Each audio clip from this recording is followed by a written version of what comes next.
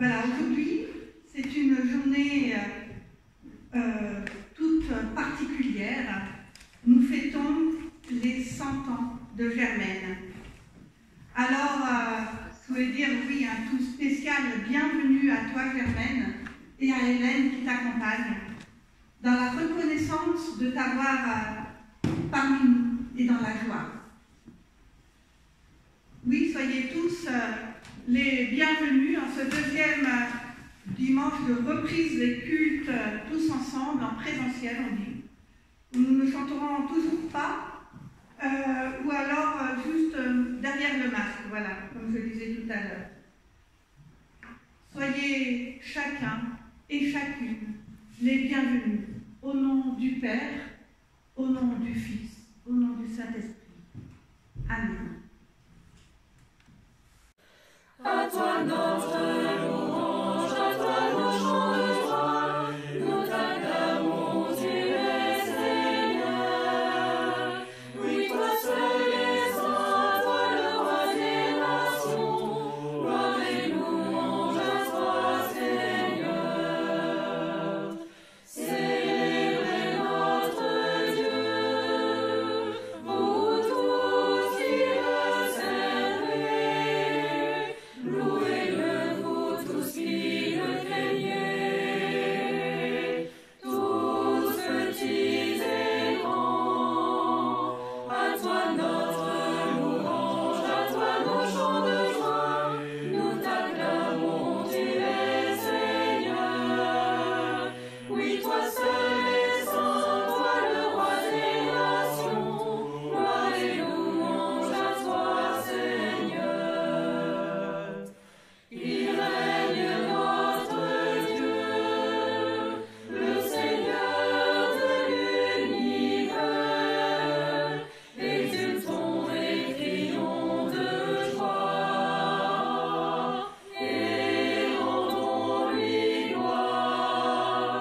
À toi notre louange, à toi nos chants de joie, nous t'acclamons, tu es Seigneur. Oui, toi seul es saint, toi le roi des nations, gloire et louange à toi, Seigneur.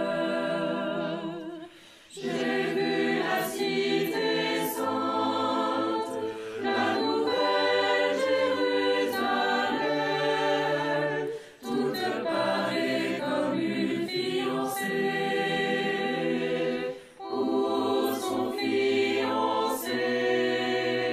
À toi notre louange, à toi nos chants de joie, nous t'acclamons, tu es Seigneur.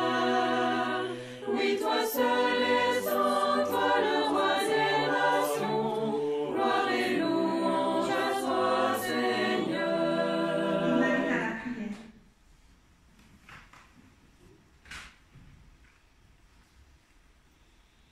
Oui, ce matin, Seigneur, viens ouvrir nos yeux et nous verrons la trace de tes pas dans nos vies. Viens ouvrir nos oreilles et nous entendrons les paroles de l'Évangile, de la bonne nouvelle sur nos vies. Viens ouvrir nos lèvres et nous dirons la prière et la louange de nos vies. Oui, loué sois-tu, Seigneur notre Dieu. Tu veilles sur chacun et sur chacune. Tu as veillé et tu veilles toujours sur Germaine. À notre lever, à notre coucher, sur la route ou dans la maison, nous ne sommes jamais seuls. Loué sois-tu d'être toujours à l'écoute. Quand nous te parlons, jamais tu ne te détournes de nous. Que nous chantions notre joie ou que nous te pleurions notre peine, tu écoutes, tu es présent à ce que nous vivons. Garde la prière toujours vivante en nous, Seigneur. Que ce soit dans la sérénité ou même dans la colère, dans la résignation ou dans la révolte. Donne-nous toujours de te prier. Ainsi, entre toi et nous, la communion survivra et grandira.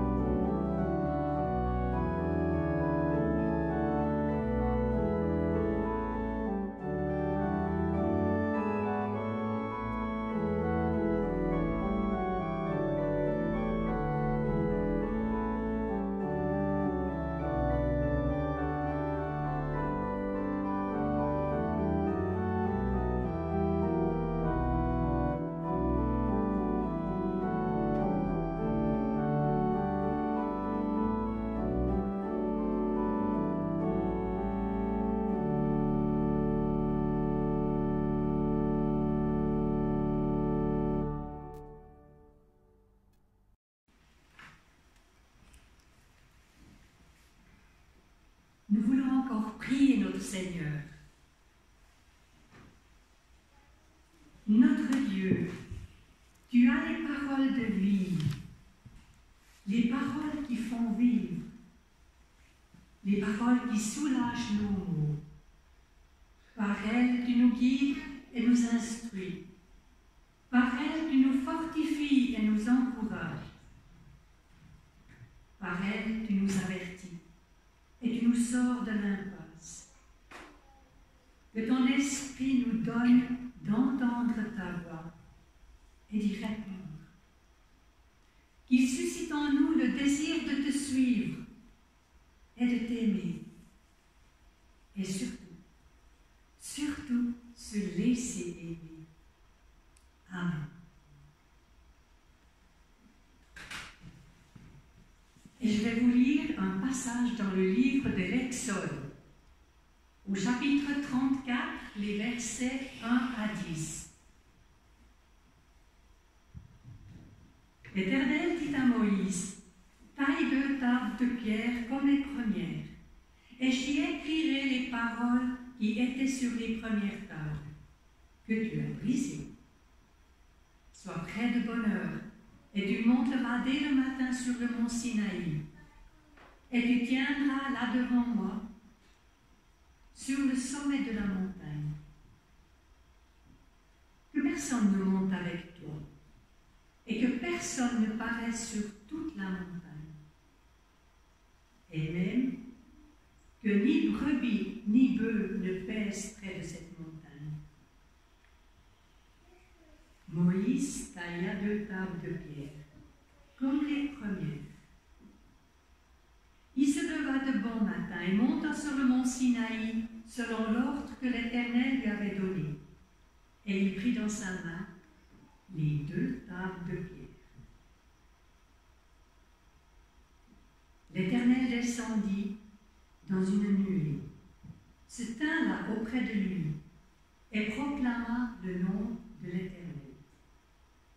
Et l'Éternel passa devant lui et s'écria, « L'Éternel, l'Éternel, Dieu miséricordieux et compatissant, lent à la colère, riche en bonté et en fidélité, qui conserve son amour jusqu'à 1000 générations, qui pardonne l'iniquité, la rébellion et le péché, mais il ne tient point le coupable pour innocent, et qui punit l'iniquité des pères sur les enfants et sur les enfants des enfants, jusqu'à la 3e, jusqu'à la 4e génération. » Aussitôt Moïse s'inclina par terre et adora. Il dit, « Seigneur, si j'ai trouvé grâce à tes yeux, que le Seigneur marche au milieu de nous, car c'est un peuple au cou raide. Pardonne nos iniquités et nos péchés, et prends-nous pour ta possession. » L'Éternel répondit, « Voici, je traite une alliance. Je ferai en présence de tout ton peuple des prodiges qui n'ont eu lieu dans aucun pays et chez aucune nation. Tout le peuple qui t'environne verra l'œuvre de l'Éternel, et ce que j'accomplirai par toi, inspirera de la crainte. Grâce soit rendue à Dieu.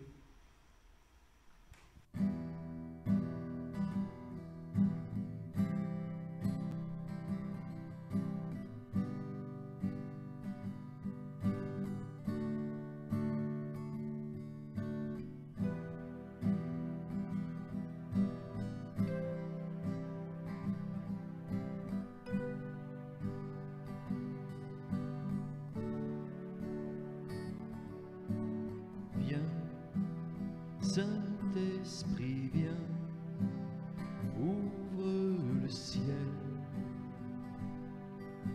et sors sur nous. Viens, Saint-Esprit, viens,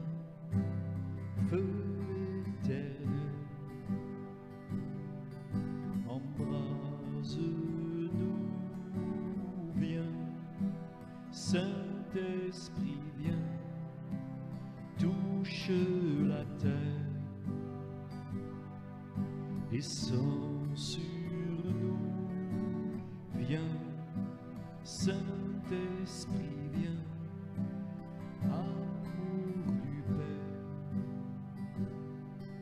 embrase-nous, sois le feu qui me guérit, sois l'amour qui me bénit.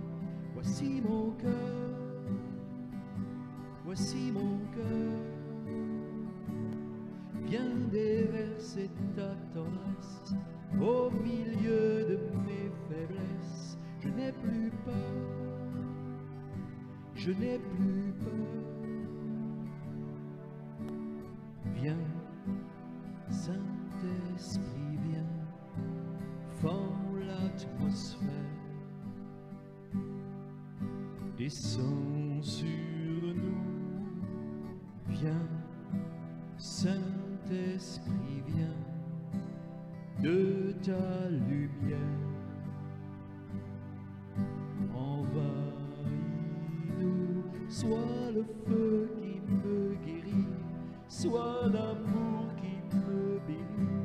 Voici mon cœur, voici mon cœur, viens déverser ta tendresse au milieu de mes faiblesses. Je n'ai plus peur, je n'ai plus peur. Sois le feu qui me guérit, sois l'amour qui me bénit. Voici mon cœur, voici mon cœur.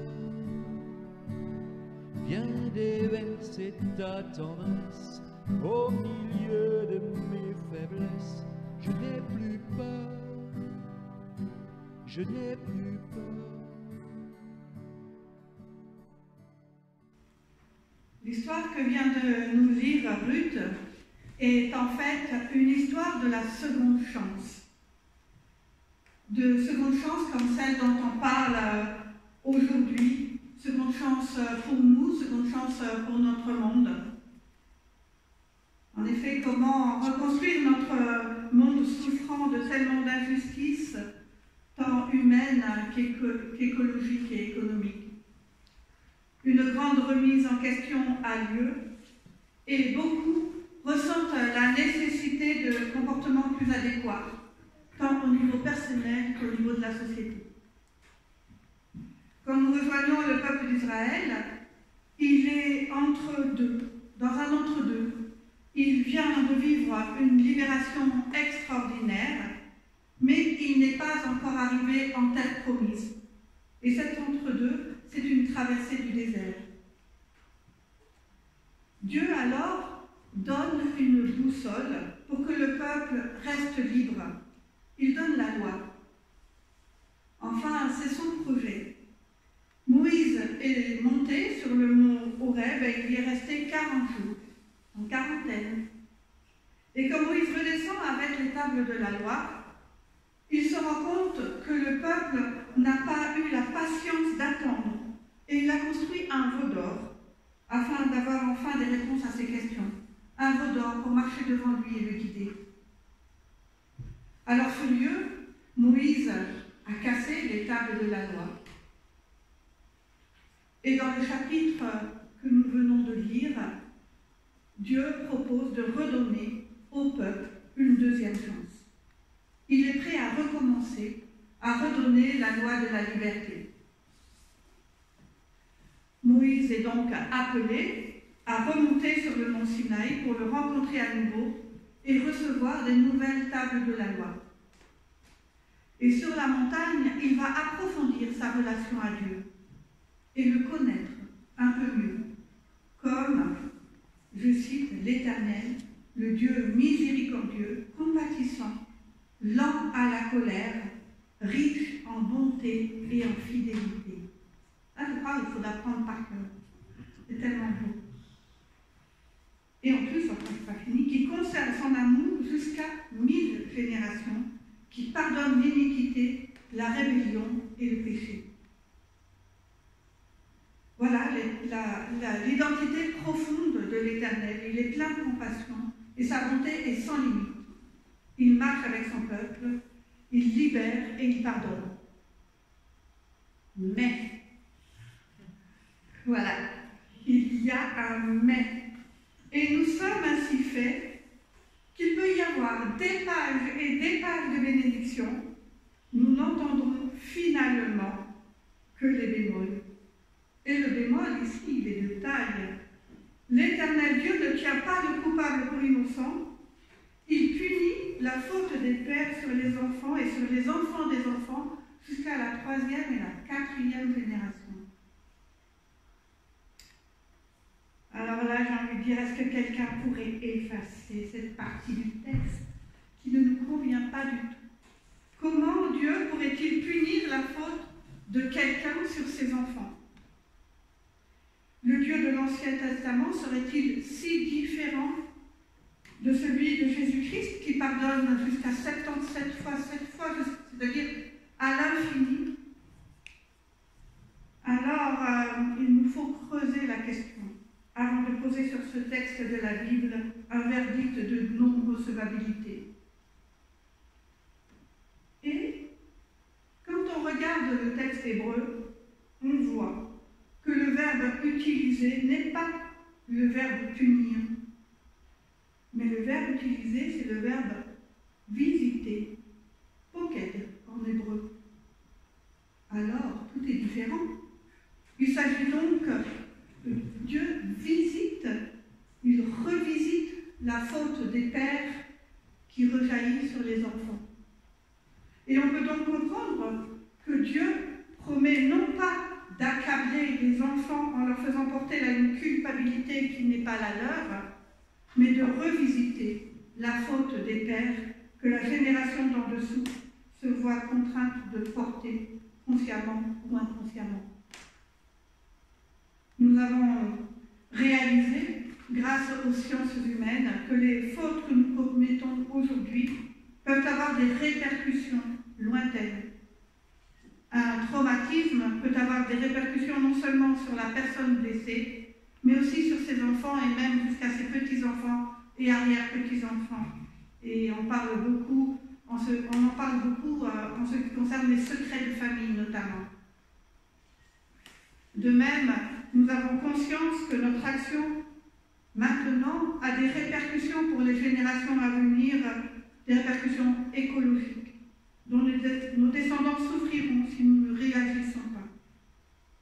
Oui, les parents, les grands-parents ont des responsabilités qu'il ne faut pas minimiser. Nous pouvons aussi penser aux conséquences des ruptures de transmission entre générations. Et c'est alors tout un monde de représentations, de paroles, de spiritualité qui disparaissent sur l'autel du loisir et de la négligence. Dans ce texte, Dieu se propose en réalité de visiter, de venir en aide aux enfants et aux petits-enfants pour les décharger de la faute des pères. Et c'est une vraie source d'espérance, parce qu'il y a du bonheur à reconstruire. Il y a tant de choses à restaurer. Une estime de soi, une espérance, la foi, la confiance, une façon de voir, une façon d'être. Alors voilà, quand on dit que traduire, c'est souvent trahir, nous en avons un bon exemple ici. Mais le texte dit quand même que Dieu ne tient pas le coupable pour innocent. Et là, j'ai envie de dire heureusement. Heureusement que le coupable n'est pas tenu pour innocent.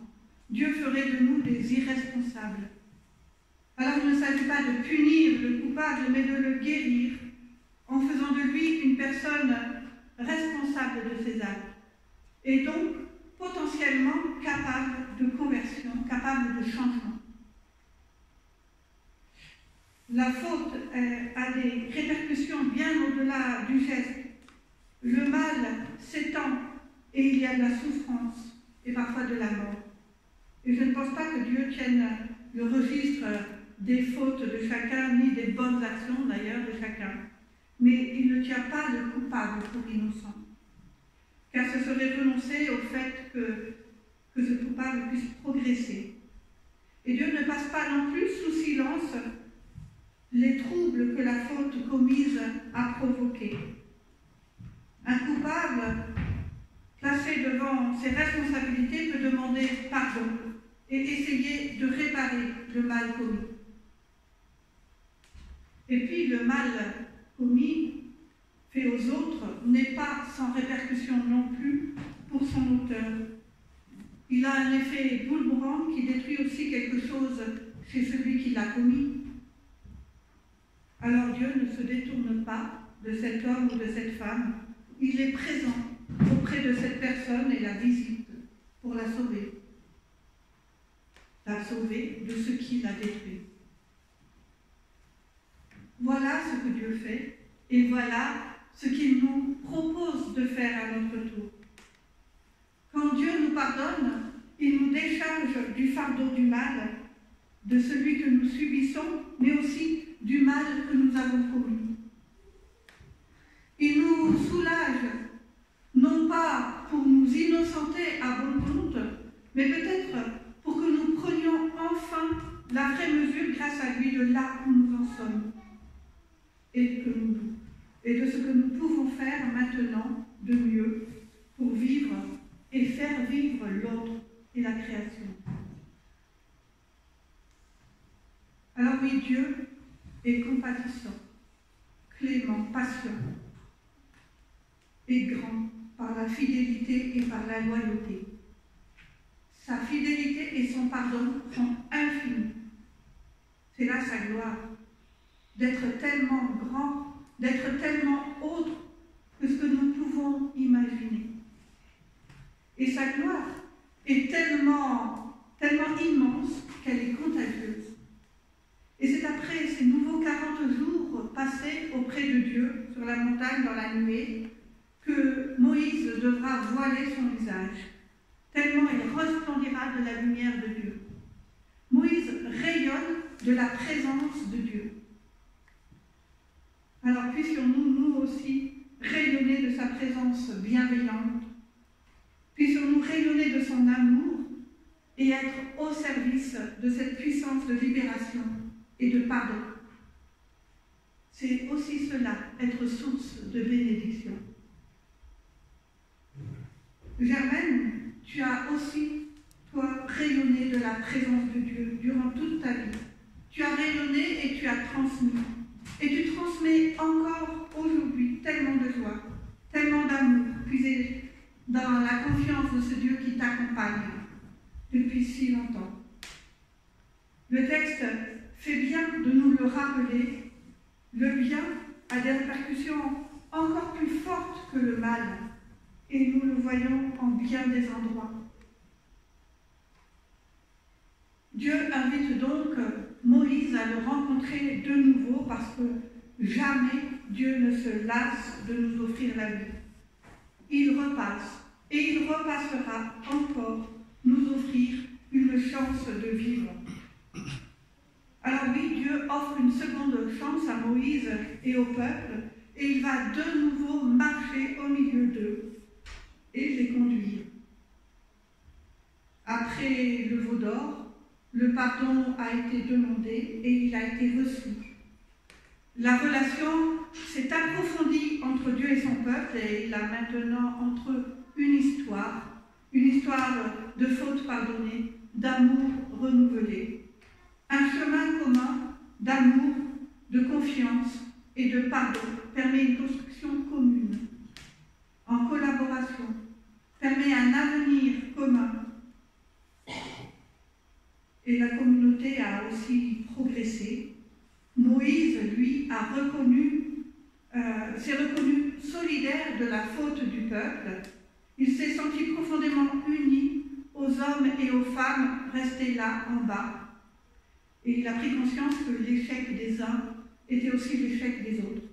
Comme la victoire des uns rejaillira sur les autres. La communauté humaine a grandi de se tenir devant Dieu, interdépendante. Oui, une deuxième chance est offerte et on peut la saisir encore aujourd'hui. Beaucoup me disent temps de confinement nous a appris des choses. Nous avons acquis des nouvelles manières d'être en relation, malgré la distance physique imposée. Nous avons consacré plus de temps à notre relation à Dieu. Nous avons crié à lui quand nous avons eu des difficultés et il s'est rendu présent.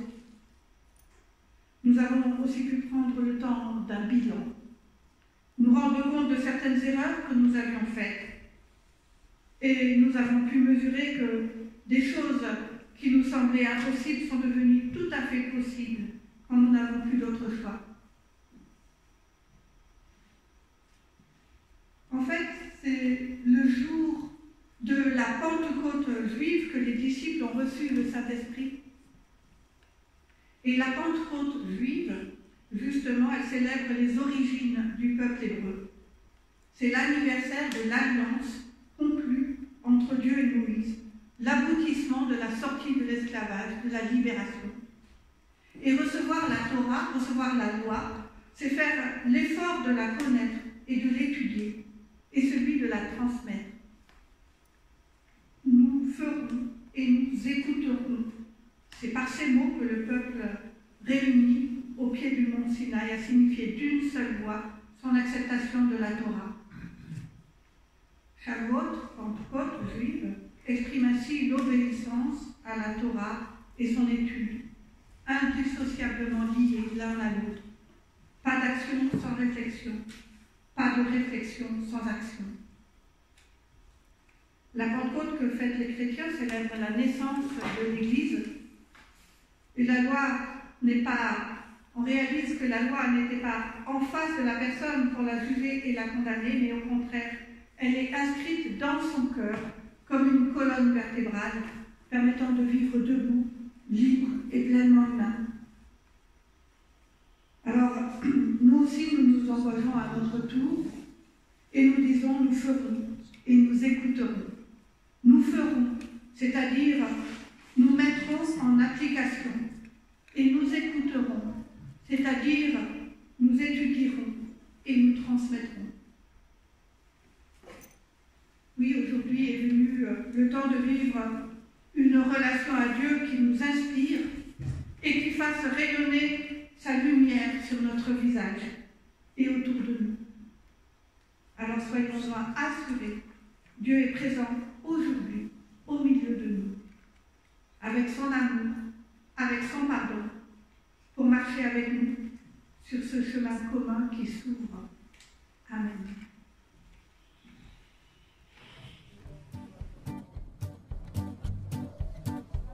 Auquel ami fidèle et tendre nous avons en Jésus-Christ, toujours prêt à nous entendre, à répondre à notre cri.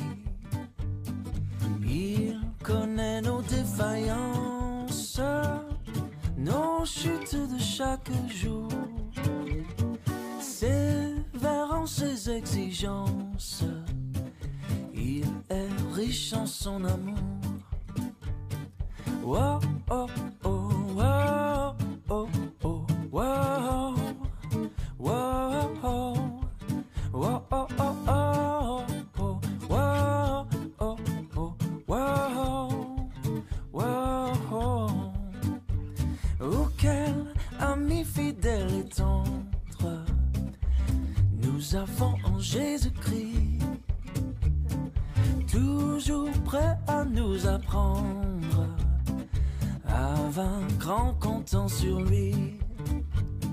S'il nous voit vrais et sincères à chercher la sainteté, il écoute nos prières et nous met en liberté. Oh, oh, oh, oh, oh, oh, oh, oh, oh, oh, oh. Whoa, oh, oh, oh, oh, whoa, oh, oh,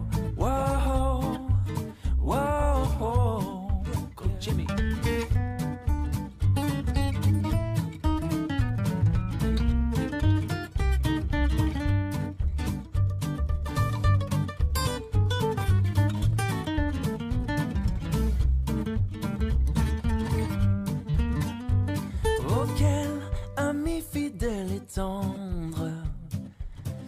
nous avons en Jésus-Christ. Bientôt il viendra nous prendre pour être au ciel avec lui. Suivons donc l'étroite voie en comptant sur son secours, car bientôt nous aurons la joie, yeah, de vivre avec lui toujours. Oh, oh, oh, oh, oh, oh, oh, oh, oh. Place à la prière.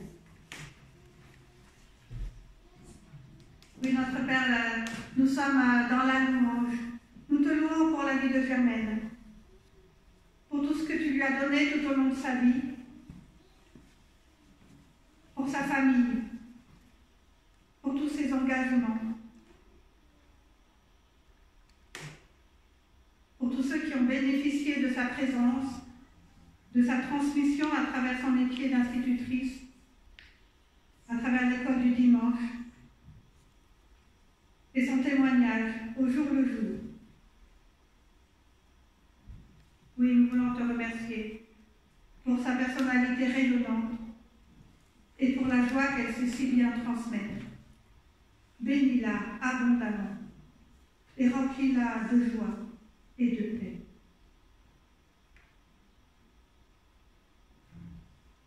Les Hébreux ont passé 40 ans dans le désert, 40 années faites de joie et de malheur, de plaisir et de misère. Et aujourd'hui, notre Père,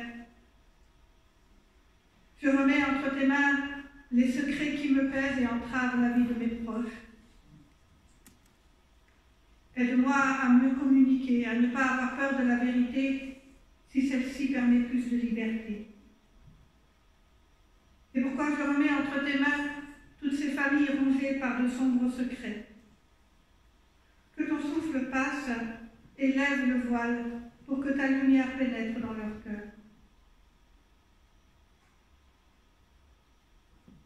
Notre Père, aide-nous à prendre toujours plus conscience de nos responsabilités vis-à-vis du monde à venir, à transmettre à nos enfants les valeurs qui nous sont précieuses.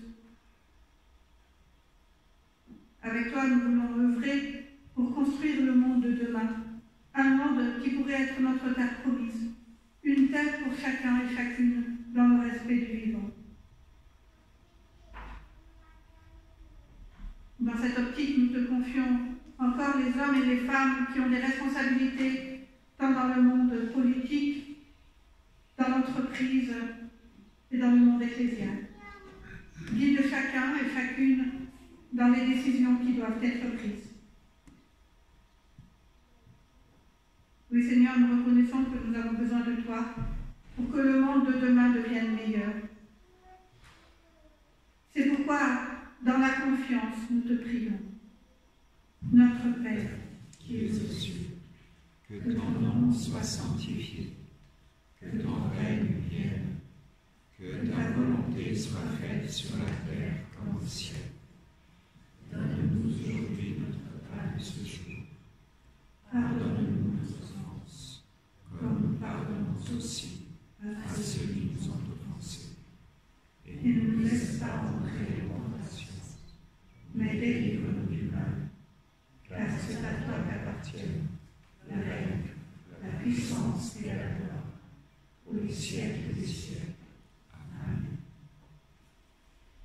je vous invite à vous lever pour recevoir la bénédiction. Après la bénédiction, il y aura un jeu d'orgue et puis Hélène nous propose de nous retrouver dehors pour les courageux. Il y a du soleil. Il y a du soleil. Pour chanter à toi la gloire tous ensemble. Sans les masques dehors, c'est bien. Sans les masques dehors en tenant nos distances. Parce que voilà. Maman, elle chante cette chanson chaque fois qu'elle se couche. Et puis elle disait, ah oui, si on doit chanter quelque chose, ça serait à toi la gloire. Et puis cherche les prophètes. Mais là, ça fait bien sûr dans cette une prière. C'est la prière du soir de Germaine. Voilà, à toi la gloire.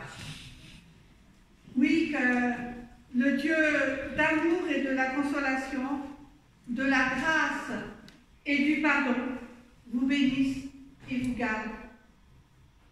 Vous n'avez rien à craindre. Dieu ouvre un chemin de vie. Il ne nous reste plus qu'à l'emprunter. Alors oui, allez dans la paix de Dieu. Il est Père, Fils et Saint-Esprit. Amen.